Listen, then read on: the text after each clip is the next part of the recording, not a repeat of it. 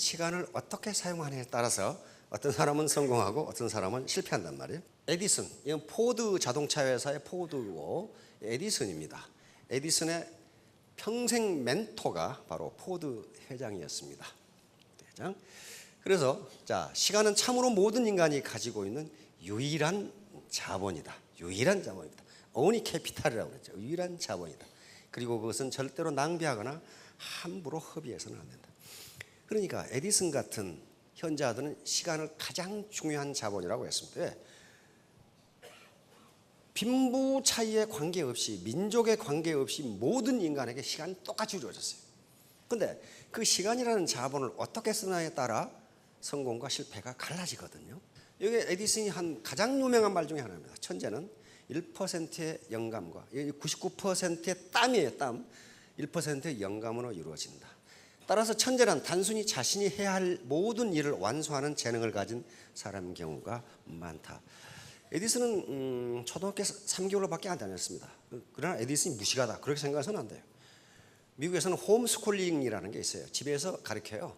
학교 안 보내고. 에디슨의 어머니가 교사였죠.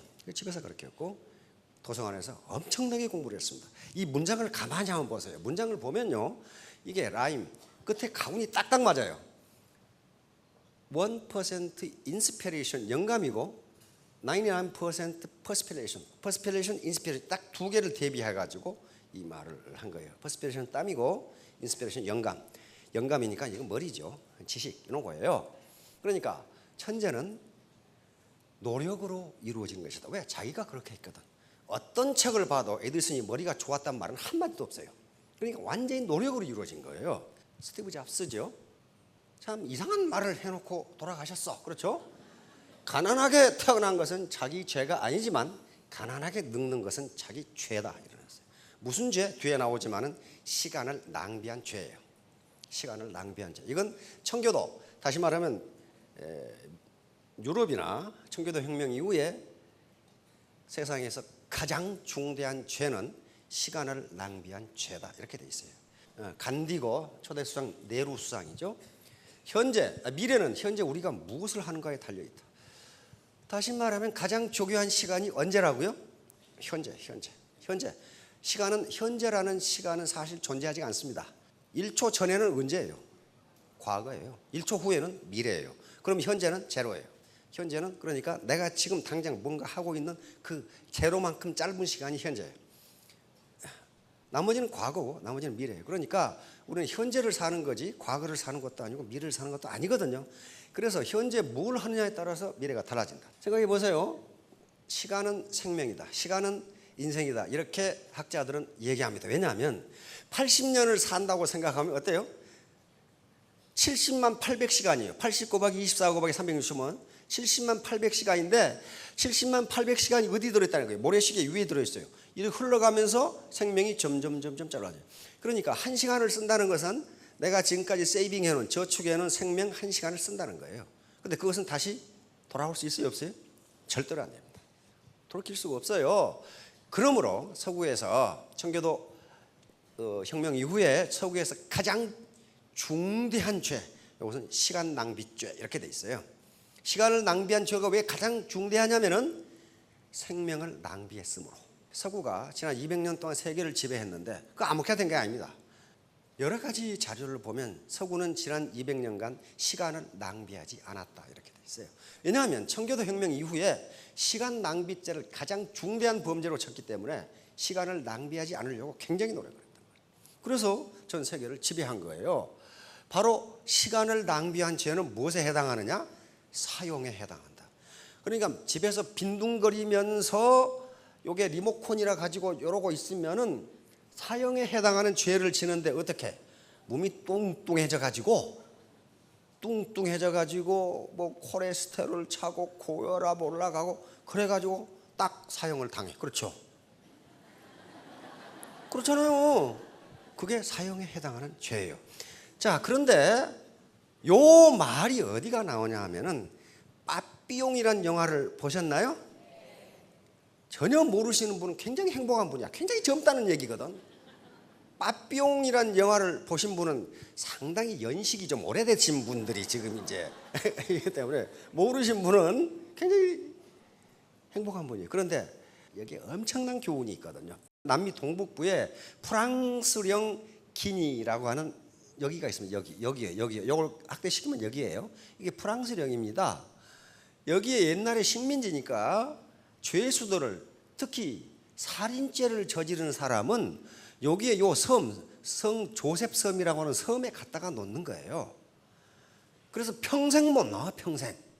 그런데 요 빠삐용, 여기가 지금 성 조셉 섬이고 여기가 악마의 섬이라고 하는 섬인데, 요 앙리 살리엘이 탈옥에 나와가지고 자서전을 쓴 게 프랑스에서 발표되고 이게 영화로 된 거예요. 그런데 앙리 살리엘은 자기는 포주를 죽인 적이 없다. 죽인 적이 없다. 그러니까 어때요? 계속 실제로 안 죽였어. 계속 탈옥을 시도해. 탈옥을 시도하면 죄가 어떻게 됩니까? 더 무거워져. 탈옥죄까지. 점점 죄가 무거워져. 자기는 사람을 죽인 적이 없어. 근데 죽였다고 가르쳤기 때문에 탈옥하다가 이제 어디 갑니까? 독방으로 간다. 자, 이게 이제 감옥인데, 빠삐용이 감옥인데, 여기서 이렇게 생겼는데 탈옥을 한다는 게 지금 가능치나 한 일이냔 말이에요. 계속 탈옥을 시도하다가 결국 독방에 갇히게 됩니다. 독방에 갇히게 되는데 참 정신은 대단해요. 어떻게 해서든 나는 탈옥을 해야 되겠다고 생각하는 거야. 그 탈옥을 하려면 어떻게 해야 됩니까? 체력이 있어야 돼요. 계속 탈옥을 시도하니까 이제 밥을 어른이 먹어야 할 밤에 10분의 1도 안 줘. 그러면 힘이 없으면, 단백질이 없으면 탈옥을 못 하잖아요. 그래서 단백질을 보충하기 위해서 감옥 안에서 지네 잡아먹고 바퀴 잡아먹는 장면입니다. 이렇게 해서 단백질을 보충을 해서 체력을 유지를 해야 돼. 그래서 혹시 극한 상황에 다다르면 지네도 잡아 자시고, 바퀴도 그 단백질이니까 먹는 장면이죠. 이렇게 해서 체력을 유지하기 위해서 벌레를 잡아먹습니다. 왜? 탈옥이라는 목표를 지금 달성을 해야 돼. 이게 지네 먹고 지금 바퀴 먹는 게 문제가 아니고 탈옥을 해야 된다고. 탈옥을 하려면 또 운동을 해야 돼. 창문을 타고 올라가야 될 거 아니야. 예, 계속 운동을 해. 그러다가 어떤 영감이 죽었어. 죽으면은 포대에 넣어가지고 바다에 버려. 거기에 자기가 기어 들어가서 탈옥하는 장면입니다. 이제 요 있죠? 던져버린단 말이에요. 이렇게. 근데 이 바다는 상어가 득식을 하는 바다예요. 그런데 꿈을 꿉니다. 자기는 포주를 죽인 적이 없다. 그러니까 심판관이 뭐라 그럽니까? Quite true. 그건 맞다. 그러나 그보다 더 큰 죄가 있다. 인생을 낭비한 죄. 그것은 사형에 해당한다. 그러니까 빠삐용이 인정하죠. guilty. 나는 유죄다. 젊었을 때 열심히 일하지 않고 유흥가만 왔다 갔다 하다가 인생을 낭비하다 결국 인생 전체를 낭비해버린 거예요 지금. 그러니까 자기 스스로 I'm guilty. 나는 죄가 있다. I'm innocent 그러다가 나는 죄가 없다 그러다가 I'm guilty. 내가 죄가 있다. 그 죄, 사형에 해당하는 죄, 죽음에 해당하는 죄는 인생을 낭비한 죄다. 그래서 네가 지금 그렇게 하고 있는 거다 하는 얘기를 해줍니다. 이 영화가. 리처드 박스터와 막스 베버 이런 사람이 있었다 이렇게만 생각하시면 됩니다. 굉장한 지식인들. 특히 막스 베버는 19세기 세계 최고 지식인이었습니다. 이 사람이 바로 프로테스탄트 윤리와 자본주의 정신, 이 책이 나오면서 자본주의가 뭔가 하는 것이 딱 성립이 되는데요. 여기에서 바로 시간을 낭비한 죄는 사형에 해당되고, 그 다음에 인간이 저지를 수 있는 가장 중죄가 시간 낭비죄다. 이렇게 지적을 해요. 근데 이 막스 베버는 바로 이 박스터라고 하는, 리처드 박스터라고 하는 이분은 전형적인 청교도주의자이고 목사님이시고 저술가고 철학자입니다. 이분이 책에서 인생에서 가장 중대한 죄는 시간을 낭비한 죄다. 이렇게 규정을 합니다. 왜냐하면 목사님이에요. 청교도주의자예요. 철학자예요. 저술가예요. 영어로 직업을 뭐라고 그럽니까? 잡은 직무고 원래 지금은 콜링이에요. 콜링이라고 그러든가 보케이션이라고 하는 거예요. 전문적인 직업이죠. 직업을 이렇게 얘기해요. 콜링 또는 vocation. 짧은 자기가 현재 맡고 있는 직무고 직업이고, 콜링은 뭡니까? 소명이라는 뜻이에요. 소명. vocation도 보이스에서 나왔으니까 보이스 부르는 소리 또는 소명이에요. 그러니까 내가 지금 어떤 일을 하고 있다. 내가 세탁소를 하고 있건 내 터미를 하고 있건 운전을 하고 있건 그것이 뭐라는 거예요? 네가 선택해서 하는 일이 아니고 신이 너에게 그렇게 하라고 했으니 너는 거기에 대해서 최선을 다하는 것이 신에게 영광을 돌리는 길이다. 이게 청교도 정신이에요. 그렇게 하면 성공 못할 사람이 있어요? 그런데 인생을 낭비했다는 건 뭐예요? 젊어서 건달질이나 하고 술집이나 돌아다니고 하는 것은 네가 너에게 신이 맡겨준 소명을 완수하지 못했으니 너는 신을 못 오각한 것이다. 그래서 너는 사용에 해당하는 죄를 짓는 것이다. 그 개념이에요. 지금 이 개념이 나오면서 서구가 동양보다 앞서버려요. 앞서버려. 직업을 내가 돈을 벌기 위해서 한다. 이것은 도구적 가치밖에 없어요. 그러나 내가 내 일을 열심히 하는 것 자체가 신에게 영광을 돌리는 길이다. 이렇게 되면 그것은 본질적 가치를 갖습니다. 본질적 가치는 절대로 포화 상태가 되질 않아요. 포화 상태가 되질 않는다고요. 그러나 도구적 가치는 포화 상태에 다다릅니다. 배고플 때는 밥이 최고인 것 같지만은 밥을 계속 먹으면 어떻게 됩니까? 배가 터져 죽어. 그래서 일정한 한계가 있어요. 도구적 가치는요, 일정한 포화 상태가 되면 그 이상 추가하지를 않아. 그러나 본질적 가치는 포화 상태가 되지를 않아. 예를 들면 사랑을 많이 받으니까 질렸다. 그런 인간은 없어요. 많은 사람이 나를 존경하니까 이제 그만했으면 좋겠다. 없잖아요. 그럼 본질적 가치는 포화 상태가 없어요. 그러니까 내가 하는 일이 내 이 세 끼 식사를 해결하게 산다. 이렇게 되면 포화 상태가 오는데 내가 하는 일이 신에게 영광을 돌리는 길이다. 또는 불교 다니시는 분은 부처님께 영광을 돌리는 길이다라고 생각하면 포화 상태가 오지를 않아요. 그러니까 서구가 팍 커버리는 거예요. 톨스토이라는 사람 알죠? 이 사람은 연식이 오래됐건 젊었건 다 알아야 돼요. 톨스토이의 지금 우리나라 서점에 번역돼 나와 있어요. 살아갈 날들을 위한 공부, 그렇게 나와 있는데 원래 제목은 그게 아닙니다. 365일의 지혜 이렇게 나와 있어요. 그래서 365개 주제를 가지고 매일 이렇게 오늘은 뭘 묵상하며 살아라 이렇게 돼 있어요. 근데 그걸 번역하면 이만큼 크니까 우리나라의 서울대 교수가 그걸 축약해 가지고 번역해 놓은 게 살아갈 날들을 위한 공부, 그렇게 조그만 책에 나와 있어요. 거기 뭐라고 돼 있어요? 톨스토이 한 말, 이 말은 톨스토이 동화에도 나오고 많이 나와요. 당신에게 가장 중요한 때는 언제인가? 언제라고 그랬어요? 현재다. 내 군대 생활을 하면서 그 아주 말썽 피우는 쫄병들이 있거든요. 그런데 내가 사회 나가서는 잘할 겁니다. 그런데 그 자식 보면 사회 나가서도 그 모양이야. 그러니까 안에서 새는 쪽박 밖에 나가도 샌다고.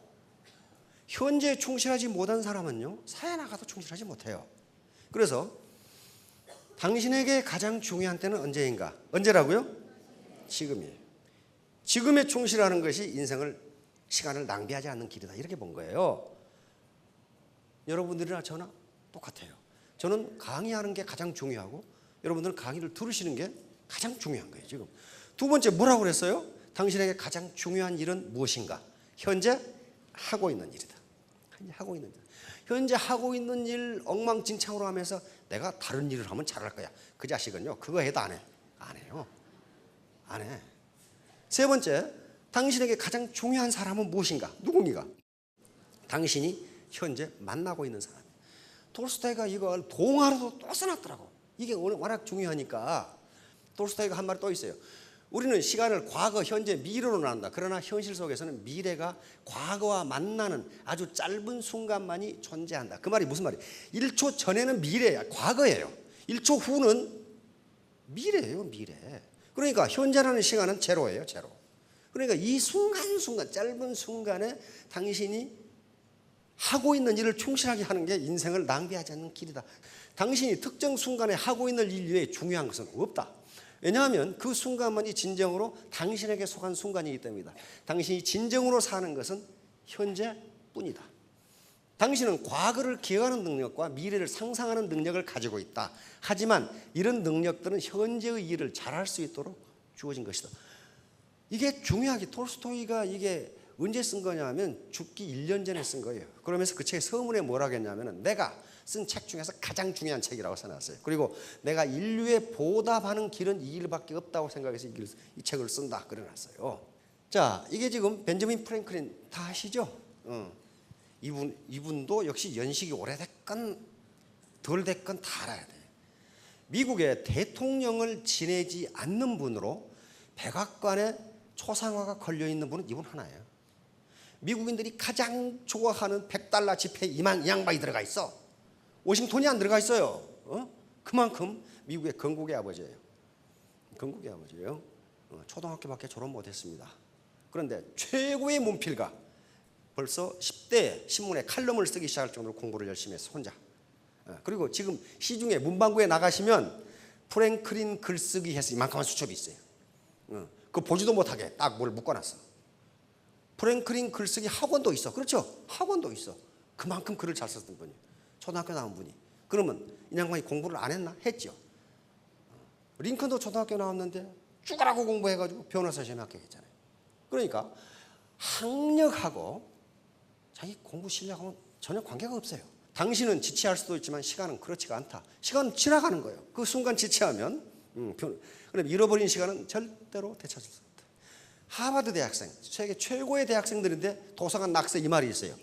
내가 헛되이 버는 오늘은 어제 죽으니까 갈망하던 내일이다. 이게 말이 헷갈린 분들 있을 때 나중에 젊은 사람 물어보세요. 이 말이 뭔 말인지요. 그러면 이제 시간 도둑질, 시간을 도둑질하는 사람들이 있어요. 그러니까 시간은 생명이면은 남의 시간을 도둑질하면 그것은 남의 생명을 빼앗아가는 길, 남의 인생을 빼앗아가는 길이니까 그것은 사형에 해당하는 죄예요. 예를 들면 약속 시간에 늦게 나타난다든가, 그건 남의 시간을 뺏는 거 아니에요.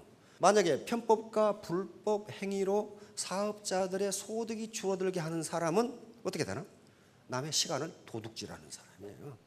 그건 중죄예요, 중죄. 그래프를 그리면 이렇게 되는데, 베팅을 하거나 편법을 하면은 엔가가 점점 떨어져서 에덴트필이 높아지면 수당이 점점 떨어져요. 그러니까 열심히 일했는데 수당이 별로 안 나온다. 그건 누군가가 도둑질해 간 거예요. 내 시간을 도둑질해 간 거라고요. 그러니까 그렇게 하면 도둑놈이 되니까, 사형에 해당하는 죄가 되니까 이런 편법을 부리면 안 됩니다. 여기 계신 분은 다 리더예요. 그리고 셀프 리더입니다. 셀프 리더인데 스폰서십이나 컨설팅이 부실해가지고 또 진정성이 부실해가지고 조직 발전을 저해한다면 그것은 리더가 파트너들의 시간을 도둑질하는 거예요. 마찬가지로 구성원들 간에 갈등이 있다면은 그것은 수당이 적어져야 돼요. 그러니까 리더가 조직 운영을 잘못해서 파트너들이 성장하지 못한다든가 내 수당이 적다든가 하는 것은 시간 낭비, 시간 도둑질이에요. 초등학교 여러분들 동창 중에 더 나보다 훌륭한 사람이 있다면 저 사람은 시간을 선용했구나 그렇게 생각합니다. 머리가 좋구나 그게 아니에요. 시간을 어떻게 사용해요? 자, 이제 그러면 자신을 한번 판단해 보시기 바랍니다. 작년도에 2013년 우리나라 국민 총소득이 2,869만 5천 원이에요. 1인당. 그런데 국민 가처분 소득이라고 있습니다. 법인세 내고 소득세 내고 뭐 건강보험 내고 그러면 자기가 실제 쓰는 돈이 나오죠. 그게 얼마냐 하면 1인당 1,608만 6천 원이에요. 그러면 1인 가족이면 이 정도 내가 벌었다 그러면 어때요? 우리 국민 평균이다 그런 말이에요. 국민 평균. 2인 가족이면 3,217만 원을 벌어야 나하고 마누라하고 있다 그러면 두 사람 소득이 3,217만 원을 벌면 우리나라 평균이다. 아들을 또 하나 낳네. 그러면 4,825만 원이 되면은 우리나라 평균이다. 이것보다 낮다면 나는 평균보다 시간을 더 잘못 썼네 그렇게 생각하시면 돼요. 가슴이 뜨끔하신 분들이 많을 거예요. 지금 여기에 지금 4인 가족이면은 부부 아들 딸 하나 낳았다 그러면 평균 6,434만 원이 돼야 돼요. 그러면 우리나라 평균이에요. 평균이라고 그게. 이보다 많으면 나는 평균보다 시간을 잘 썼네? 그렇게 생각하시면 돼요. 소득 획득 방법, 이건 자꾸 제가 언급을 했습니다. 크게 나누면 네 가지예요. 하나는 임금소득이고 자유업, 자영업. 이것은 노동소득인데 자유업, 자영업, 예를 들면 의사, 변호사, 스포츠 선수 또는 연예인, 이렇게 자유업입니다. 또는 자영업은 구멍가게, 이런 게 다 자영업이에요. 그런데 임금소득이 됐건 자영업이 됐건 이건 시간과 소득을 맞바꾸는 시스템입니다. 연예인도 활동하지 않으면 소득이 없어요. 그래서 사람들은 요것을 하는 동안에 뭘 얻으려고 하냐면 요걸 얻으려고, 자본소득을 얻으려고 한다고요. 땅이나 건물이나 상가나 또는 주식이나 어음이나 이런 걸 가지고 있으면 내가 노후에 노동을 공급하지 않더라도 소득이 생겨요. 그렇잖아요? 은행에 한 100억 저축하고 있으면요 생활할 수 있잖아요. 아무리 이자가 싸도 100억 저축하고 있으면 한 달에 한 2천만 원 나오면 쓸 수 있잖아요. 그러니까 요 기간 동안에, 즉 자기가 근로 세대에 있을 때 요걸 하려고 그래. 요걸. 근데 요걸 하는 사람이 그렇게 많지가 않다고 말이에요. 나이가 들 때까지, 은퇴할 때까지 계속 노동을 해도 이게 충분히 쌓이지가 않아. 그러면 이 시스템 소득은 자기가 일하지 않더라도 시스템이 돈을 창조해 주는 방법이에요. 이 시스템을 갖는 방법은 세 가지가 있어요. 시스템의 창조, 시스템의 매입, 시스템의 진입 창조. 요건데 시스템의 창조는 기업을 설립하는 것이고, 시스템의 매입은 프랜차이즈를 사는 것이고, 그 다음에 시스템 진입 창조는 이건 네트워크 마케팅 하나밖에 없어요. 로버트 키오사키가 쓴 부자 아빠 가난한 아빠, 그 책에 이게 나와 있어요. 요 세 가지가 있는데 서민이 할 수 있는 유일한 방법은 네트워크 마케팅밖에 없다. 나도 이 일을 안 하면 네트워크 마케팅을 할 것이다. 그렇게 해놨어. 그러니까 자기 시스템을 갖지 않으면 안 돼요. 문제는 시간이에요. 시간이라고 하는 자본. 내 시간은요 하루 24시간밖에 없습니다. 내가 아무리 일해도 하루 24시간 이상 일하지 못해요. 인간은. 그런데 더 일하고 싶어도 못해. 그런데 노동의 재생산이라는 것이 있기 때문에 24시간 일 못합니다. 하루에 8시간, 10시간 정도 일을 해요. 혼자 하면은 하루에 10시간 일한다고 합시다. 혼자 하면은 아무리 많이 해도 10시간밖에 못해요. 10시간밖에 못해. 근데 내가 시스템을 가지고 있어. 시스템은 기계도 될 수 있고 사람도 될 수 있습니다.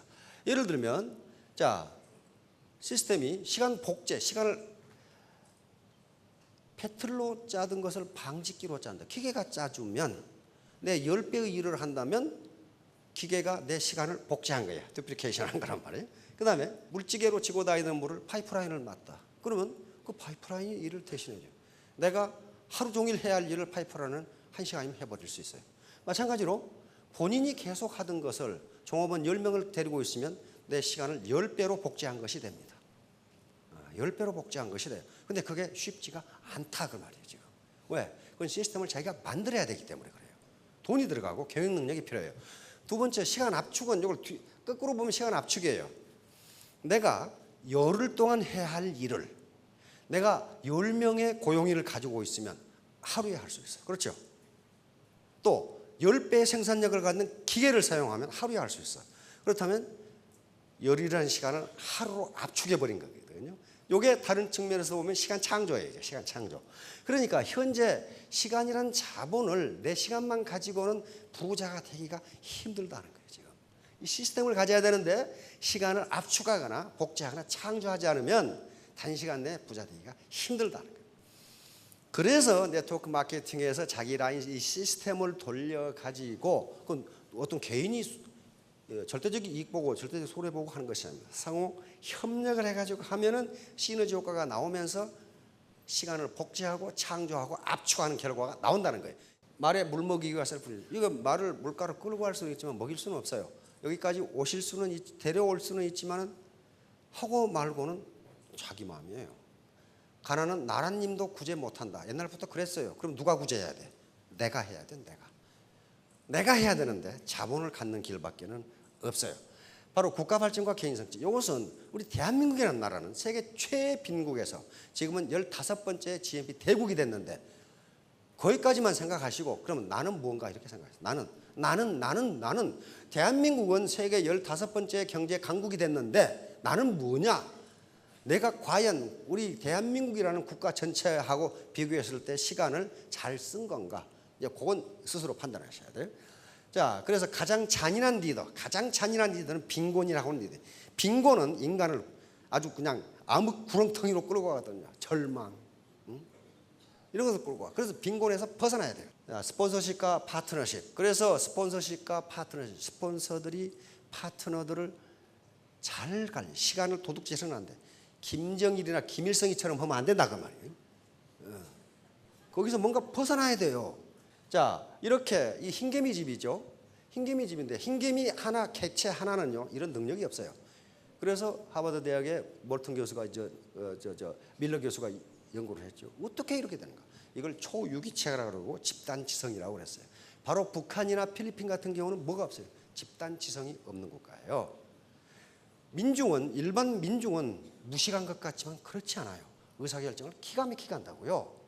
그런데 요 흰개미 각각 하나하나는 이런 능력이 전혀 없는데 흰개미 군집, 집단이 모이면은 이게 요 하나에 한 100만 마리가 산답니다.